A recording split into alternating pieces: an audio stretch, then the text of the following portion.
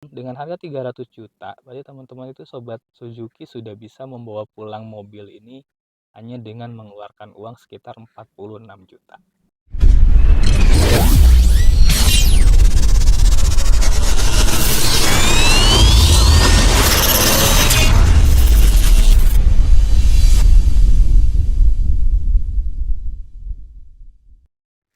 Halo Sobat Suzuki, setelah kemarin kita bahas mengenai Smart Keyless pada Suzuki XL7 ini, sekarang kita masuk ke bagian dalam. Kita bahas mengenai instrumen panel apa saja yang ada di ruang kemudi di Suzuki XL7. Yang pertama, kita bahas dari sebelah kanan itu ada pengaturan adjustment untuk spion. Ada kiri kanannya, ada retractable untuk spion, jadi ketika kita tekan dia akan otomatis menutup si spionnya, melipat. Ada central lock, ya, central lock, dan yang tapi jadi ini tidak difasilitasi dengan otomatis di kecepatan. Jadi ini PR untuk sang driver menekan central locknya ya, untuk mengunci pintu depan, belakang, dan bagasi. Menurut belakangnya ada power window, ya, di mana power window ini semua jendela sudah ada power window-nya. Lanjut ke bagian depan setirnya, idling stop, ya, di mana mobil ini dilengkapi dengan idling stop. Jadi ketika kita menekan rem pada posisi lampu merah, misalkan menginjak rem beberapa saat, maka si mesin akan mati, seperti motor ya. Ya sekarang sudah difasilitasi, tapi saya pribadi jarang menggunakannya, mungkin karena kurang nyaman dan tidak terbiasa. Ini bisa dimatikan, on off-nya, idling stop-nya. Sampingnya ada sensor parkir. Sensor parkir ini digunakan, ya ada bunyi untuk sensornya. Sebelah kanannya lagi ada ABS, ya, untuk remnya, dan ada untuk mengatur ketinggian dari lampu, cahaya lampunya.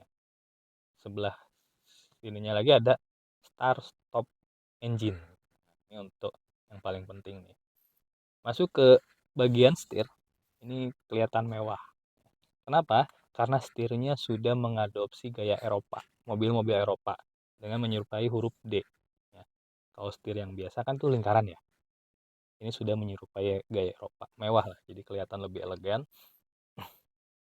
Ini untuk wipernya, ya ini hampir sama, wiper, lampu sen, lampu utama, dan lain sebagainya. Sebelah kanan, nah ini Suzuki XL7 tipe Alpha ini memiliki menu atau fitur yang namanya cruise control. Apa itu cruise control? Ini ada tombolnya, ada set, reset, dan cancel. Ini kita bahas nanti kalau udah di jalan ya, cruise controlnya. Sebelah kirinya, ya, ini ada tombol untuk kontrol head unit, ada tombol untuk Bluetooth-nya, dan kita lihat di tampilan dashboard-nya, ini seperti mata burung hantu ya, bulat sekali. Jadi sebelah kanannya ada speedometernya, sebelah kiri ada RPM meter, dan tampilan di dashboardnya ini bisa kita ganti-ganti, ya, bisa kita sesuai dengan selera.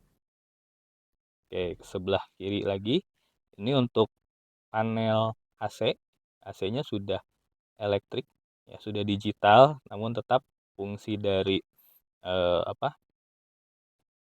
kecepatan putar dan derajat AC-nya masih diputar.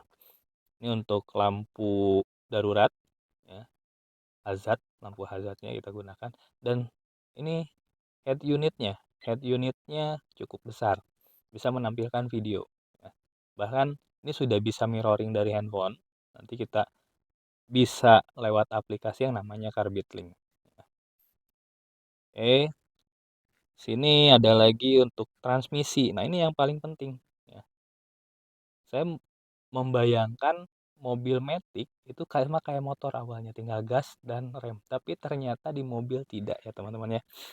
Sobat Suzuki mungkin eh, yang sudah biasa memakai manual ada transmisi 1 sampai 5 dan R. Ternyata di transmisi Matic pun sama. Jadi tangan kita itu, tangan kirinya tidak boleh nganggur. Ada posisi P, R, N, D, 2, dan L. Dan di Suzuki XL7 ini ada namanya tuas untuk memindahkan transmisinya, ya. Jadi kalau ada bayangan teman-teman tinggal gas dan rem, ternyata di mobil tidak, ya. Jadi ada posisi P untuk parking, ya. Lalu untuk R, ya, untuk reverse, N, D, 2, dan L.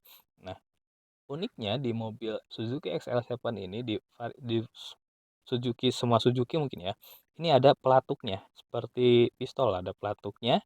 Jadi untuk memindahkan transmisinya itu harus ditekan pelatuknya baru bisa pindah, ya. Di R, kecuali dari R ke N ke D itu tidak perlu menekan, ya, masih pindah otomatis. Dari D ke 2 itu harus ditekan, 2 ke L ditekan, baru sebaliknya tidak perlu. Nah, jadi ke D tidak perlu menekan eh, tuas persnelingnya, transmisinya. Di Suzuki XL7 ini memiliki 2 tuas percepatan untuk majunya, ya. D-nya itu ada 3, tapi sebetulnya ini transmisinya sampai 4, ya. 1, 2, 3, dan 4. Tiganya di mana? Tiganya itu ada di tombol ini nih. Di tombol OD, overdrive. Jadi kalau mungkin menemukan di mobil Matic lain, D-nya itu ada D3 dan 4.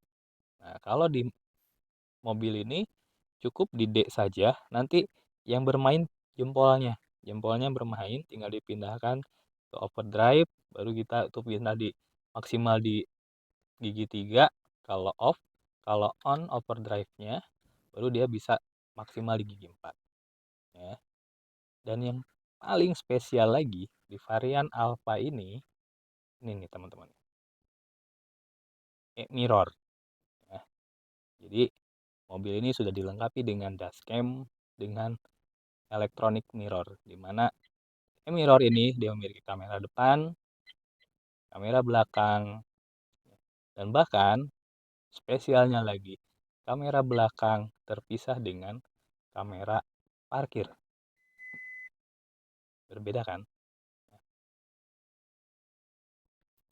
Dan untuk AC, selain itu di depan, di belakangnya double blower, ya. Depan, belakang, kemudi. Ada satu yang ini menarik juga sih sebetulnya, ya. Ini jarang ada di mobil lain. Ini di bagian cup holder. Di cup holder ini ada AC-nya.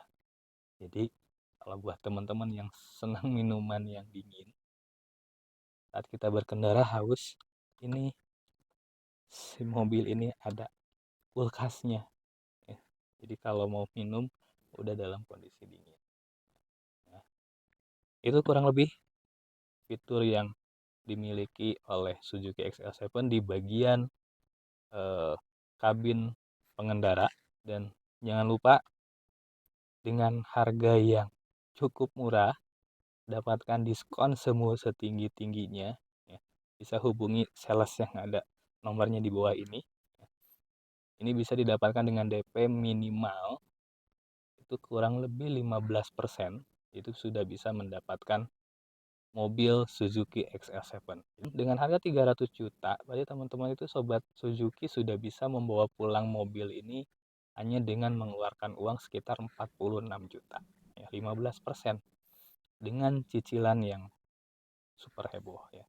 Silahkan hubungi sales yang ada nomornya di bawah ini, dapatkan diskon yang paling menarik, ya. Terima kasih, sampai jumpa.